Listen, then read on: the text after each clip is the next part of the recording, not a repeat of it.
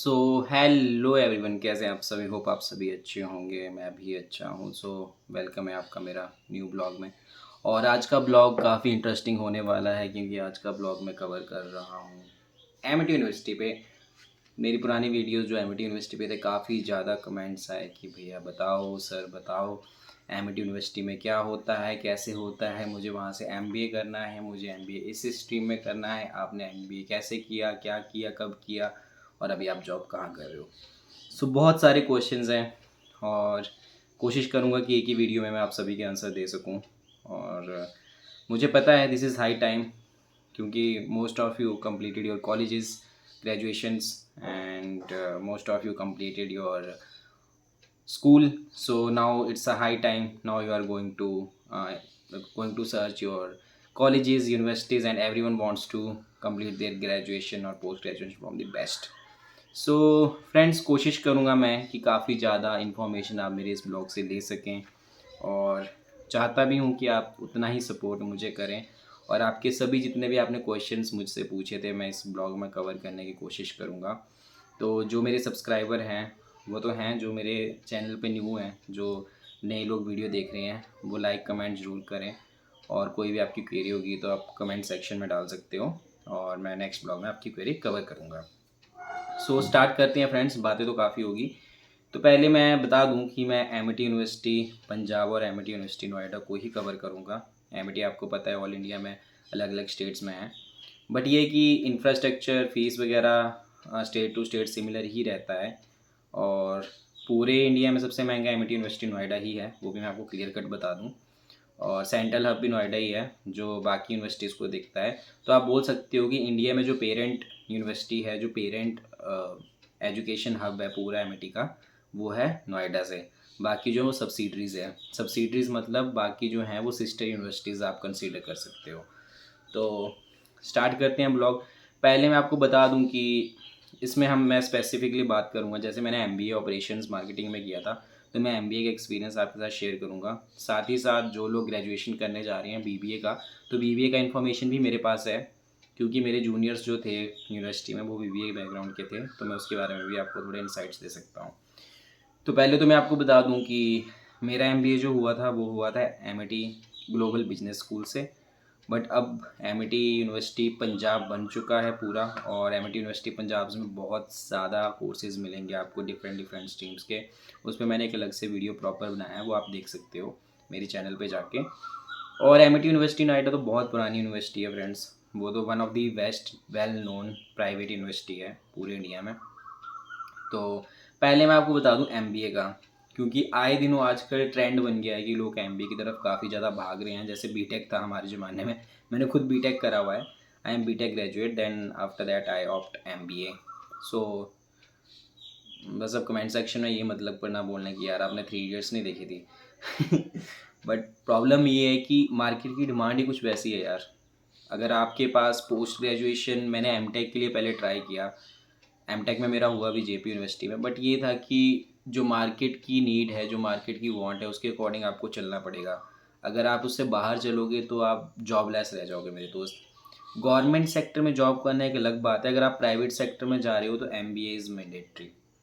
क्योंकि एमबीए से आपको जो एक बूस्ट मिलेगा ग्रोथ में, वो आप नॉर्मल ग्रेजुएट एंटर करोगे कॉर्पोरेट आईटी कहीं पे भी, तो वो आप उतना बूस्ट नहीं ले पाओगे उस लेवल का।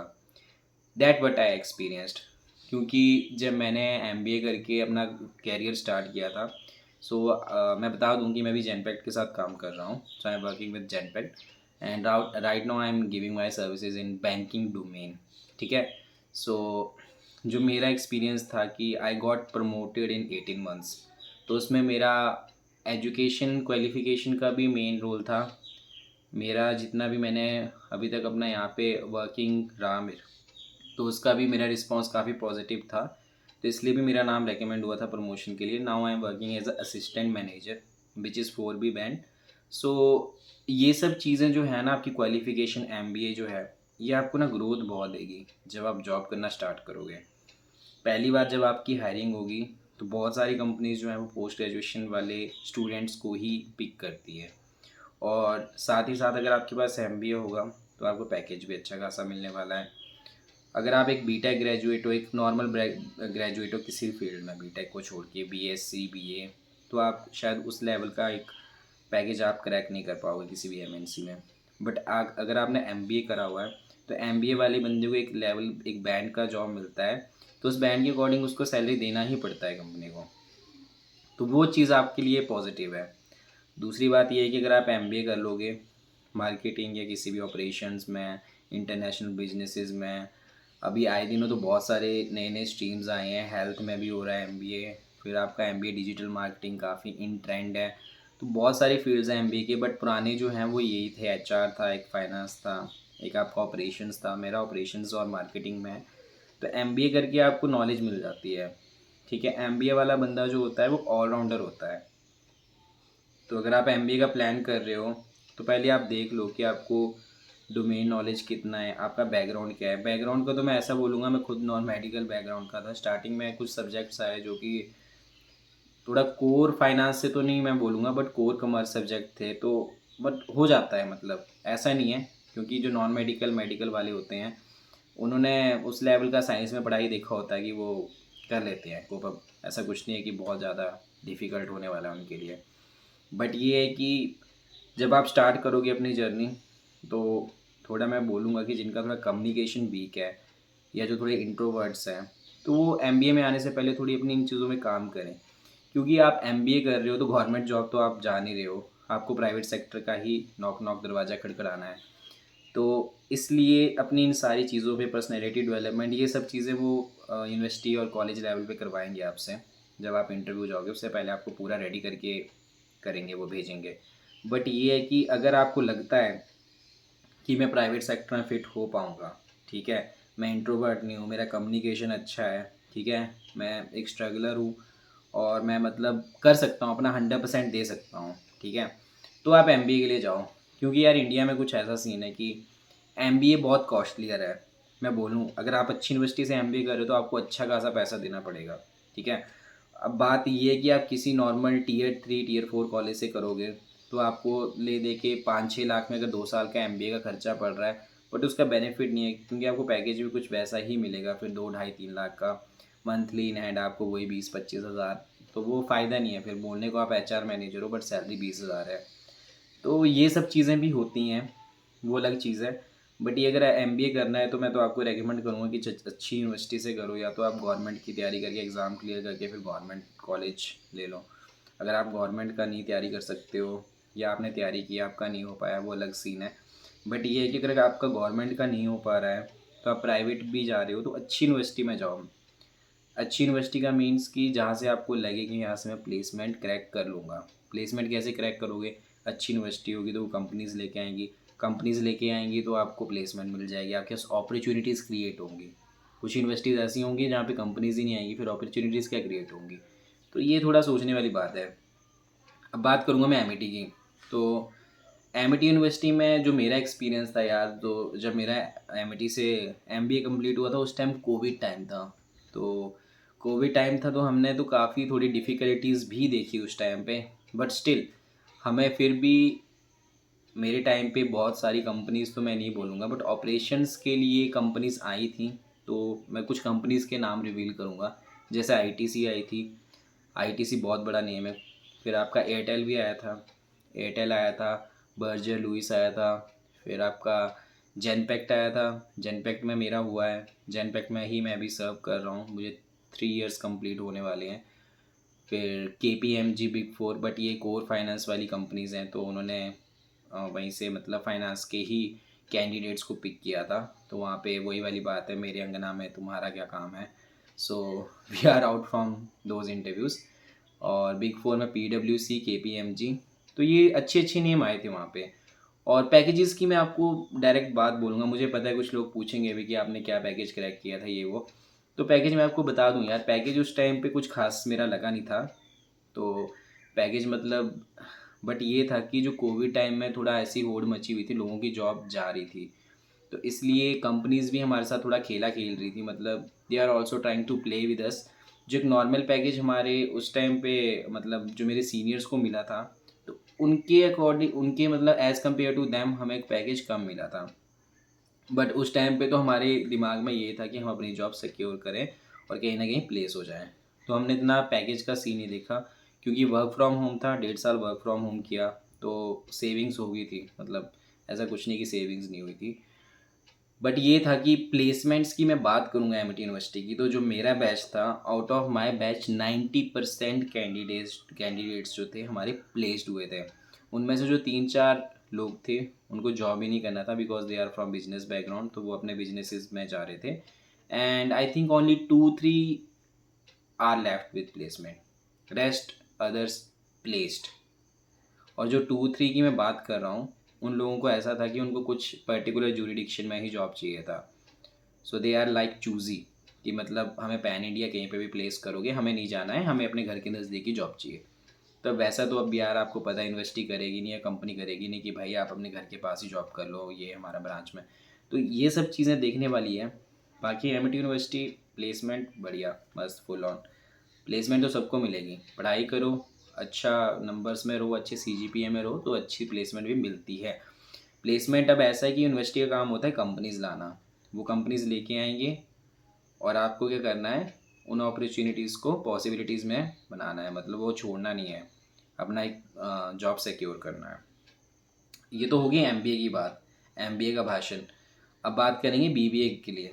ठीक है, बीबीए वालों के लिए मैं बोलूँगा कि जब आप स्कूल से आते हो, ठीक है, स्कूल मतलब स्कूल से आते हो कि आपका +2 कंप्लीट हो जाता है, आपने हाई सेकेंडरी कंप्लीट कर लिया, तो बीबीए ग्रेजुएट्स मतलब मैक्सिमम जो बीबीए में आते हैं वो लोग कॉमर्स बैकग्राउंड के ही होते हैं, जो मेरी ऑब्जर्वेशन है खुद की। ऐसा नहीं कि आप किसी और बैकग्राउंड से नहीं आ सकते हो, बट ये है कि उस टाइम पे बंदा इतना फोकस नहीं होता है कि मुझे बीबीए कंप्लीट करके जॉब करनी है। मतलब 85% लोग ऐसे होते हैं जिनको पता है कि मुझे बीबीए करने के बाद एमबीए करना है, कुछ और करना है।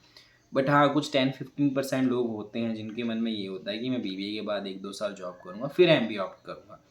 तो उनके लिए मैं बता दूं कि उनके लिए भी कंपनीज आती हैं। ऐसा नहीं कि आपको कंपनीज नहीं आएंगी, but as compare to MBA companies थोड़ी कम आएंगी, क्योंकि कुछ कंपनीज की रिक्वायरमेंट जो होती है वो पोस्ट ग्रेजुएशन ही होती है, बीबीए के लिए नहीं होती है, मतलब ग्रेजुएशंस नहीं होती है। तो ग्रेजुएशन के लिए आएंगी कंपनीज आपकी, ग्रेजुएशन के लिए आएंगी, बट ये है कि कंपनी शायद एमएनसीज ना हो, इंडियन कंपनीज मिलेंगी आपको, लिमिटेड फर्म्स मिलेंगी। बट ये है कि उनमें एक बेस्ट चीज़ ये होती है कि अगर आप एक्सपीरियंस लेना चाहते हो अपना बीबीए के बाद, तो आप जॉब करके या आप फैमिली से थोड़ा वीक हो, आप फैमिली को सपोर्ट करना चाहते हो, सिर्फ ग्रेजुएशन ही कर सकते हो, ग्रेजुएशन ही करना चाहते हो, आगे पढ़ाई नहीं करना चाहते हो, तो आपको अपॉर्चुनिटी मिलेगी। बट ये है कि जितना आप मन में सोच के आए हो कि मुझे बीबीए के बाद ही इतना बड़ा पैकेज मिल जाएगा, तो वो होप आप ना रखें, क्योंकि बीबीए के बाद एक आपको नॉर्मल पैकेज मिलेगा, बट ये कि आपको एंट्री लेवल जॉब मिलेगी, आप उसको फिर आगे ग्रोथ में कर सकते हो, कन्वर्ट कर सकते हो, आप ग्रो कर सकते हो एक बार एंट्री के बाद। बट बीबीए के बाद बेनिफिट ये है कि मैंने कुछ लोग देखे जो मेरे जूनियर्स भी थे, उन्होंने एक एंट्री लेवल जॉब में एंटर हुए, उसके बाद उन्होंने डिस्टेंस एमबीए कंप्लीट किया अपना। और अब आपको पता है डिस्टेंस एमबीए आप एमिटी से भी कर सकते हो, बहुत अच्छी बात है। और डिस्टेंस एमबीए करने के साथ साथ आप जॉब कर रहे हो, डिस्टेंस एमबीए कर रहे हो, फिर जैसे ही आपका एमबीए कंप्लीट होता है वही आपको कंपनी जो है एक लेवल का प्रमोशन दे देती है आपकी एमबीए डिग्री के ऊपर। तो ये सारी चीज़ें आपको मिल जाएंगी अगर आपके पास एमबीए की डिग्री है। और एक और पर्सनल एक्सपीरियंस मैं अपना शेयर करना चाहता हूँ कि मेरे एक कज़न है, मेरे से काफ़ी बड़े हैं वो भैया। तो उनको अप्रॉक्स मल्टीनेशनल कंपनी में काम करते हुए 10 साल हो गए। उन्होंने ग्रेजुएशन लेवल पे एंट्री लेवल जॉब ली थी, बट अब वो एक मतलब अच्छी पोस्ट में है अभी। बट ये है कि उनके मन में अभी भी रहता है कि मैं एमबीए कर लूँ, डिस्टेंस करूँ, और वो अभी एमबीए कर रहे हैं, क्योंकि जिस प्रमोशन के लिए वो देख रहे हैं आफ्टर 10 ईयर्स वो अभी तक उनको नहीं मिला है। बट उनके जो जूनियर्स थे, जूनियर इन द सेंस जो इनसे एज से छोटे थे, जो एमबीए के लड़के आए थे, उनको वो पोस्ट मिल गई है। तो ये जो डिफरेंस क्रिएट होता है ना, ये एक डिग्री डिफरेंस क्रिएट कर देती है। तो आप सोच सकते हो कि एमबीए की कितनी ज़्यादा वैल्यू है मार्केट में नाउ डेज। तो ये है कि अगर आप एमबीए का सोच रहे हो, बहुत अच्छी बात है, करो। फर्स्ट ऑफ ऑल अच्छा कॉलेज देखो, अच्छी यूनिवर्सिटी देखो, सबसे पहले अपना बजट देखो यार। क्योंकि बजट देखो मैं इसलिए बोल रहा हूँ कि आप बजट के बिना कुछ नहीं कर सकते हो। अच्छा कॉलेज अच्छी यूनिवर्सिटी से करना है तो पैसा तो आपको अच्छा खासा खर्चना पड़ेगा, या तो फिर एग्ज़ाम की तैयारी करो, एग्ज़ाम क्लियर करो और अच्छा कॉलेज लो। तो it's up to you friends. Amity अच्छा है, एमिटी बहुत अच्छा है। और ये कोई पेड स्पॉन्सरशिप नहीं मिला है मुझे कि हाँ मैं वो कर रहा हूँ कि हाँ एमिटी का कोई एडवर्टीज़मेंट या पब्लिसिटी कर रहा हूँ यहाँ पे। बट ये मेरी खुद की यूनिवर्सिटी है, आई एम एमिटी एलुमनाई, और मेरा एमिटी का खुद का एक्सपीरियंस है। और आज मैं जो भी हूँ मतलब यहाँ पे हूँ, एमएनसी में एक पोजीशन पे हूँ, तो it's all about my MBA. मतलब बीटेक भी मैंने करा है, बट बीटेक में मैंने उतना नहीं सीखा जितना मैंने एमआईटी में सीखा। And I am really thankful to my teachers and to my university. काफ़ी कुछ सीखने को मिला और एक मुझे स्टैंड मिला, और आप सभी को भी मिलेगा। आप सभी भी रेडी हो जाओ, तैयारी करना शुरू कर दो। एडमिशन्स का हाई टाइम है। नेक्स्ट ब्लॉग लेके आऊँगा। मुझे कमेंट सेक्शन में बताना स्पेसिफिकली आपको एमबीए में कौन सी स्ट्रीम का जो सबसे ज़्यादा कमेंट होगा कि हाँ इस पे सर वीडियो बनाओ, इस पे भैया वीडियो बनाओ, ये वाला स्ट्रीम में जानना है कि इसके बाद क्या फ्यूचर होगा। तो मैं स्पेसिफिकली आपको स्ट्रीम वाइज बताऊंगा कि अगर आपने एमबीए एचआर में किया, एमबीए ऑपरेशंस में किया, एमबीए फाइनेंस में किया, तो इसके बाद आपको अगर आप एमएनसी लेवल पे जाते हो तो आपको कौन कौन सी जॉब्स मिल सकती हैं। तो उस पर स्पेसिफिकली एक वीडियो होगा। और बहुत सारे बोलते हैं कि इस बारे में बताओ, हॉस्टल में बताओ, ये बताओ, वो बताओ, तो उस बारे में भी वीडियोस लेके आऊँगा। सॉरी काफ़ी ज़्यादा टाइम बाद वीडियो लेके आ रहा हूँ। मतलब मुझे खुद पता नहीं है, आई थिंक 10-11 महीने बाद मैं ये शायद ये वाला वीडियो डाल रहा हूँ एमिटी पे। बट ये है कि काफ़ी ज़्यादा मेरी लाइफ बिज़ी हो गई थी, और काफ़ी ज़्यादा मैं एक प्रोजेक्ट में बिज़ी हो गया हुआ था, और मैं मतलब एक प्रोजेक्ट रन कर रहा था, मैं आपको बता नहीं सकता हूँ। So it's like my life is going to hell. Work life balance बिल्कुल बिगड़ा हुआ था। मैं 1 मिनट का टाइम नहीं लग पा रहा था फ्रेंड्स। तो सॉरी टू एवरीवन, बट अब ये है कि आई एम नाउ एक्टिव और आपके लिए अच्छी अच्छी वीडियोस लेके आऊँगा। आप कमेंट सेक्शन में ज़रूर बताइए कि आपको नेक्स्ट वीडियो जो है वो किस चीज़ से रिलेटेड चाहिए। ठीक है, thank you everyone, bye bye.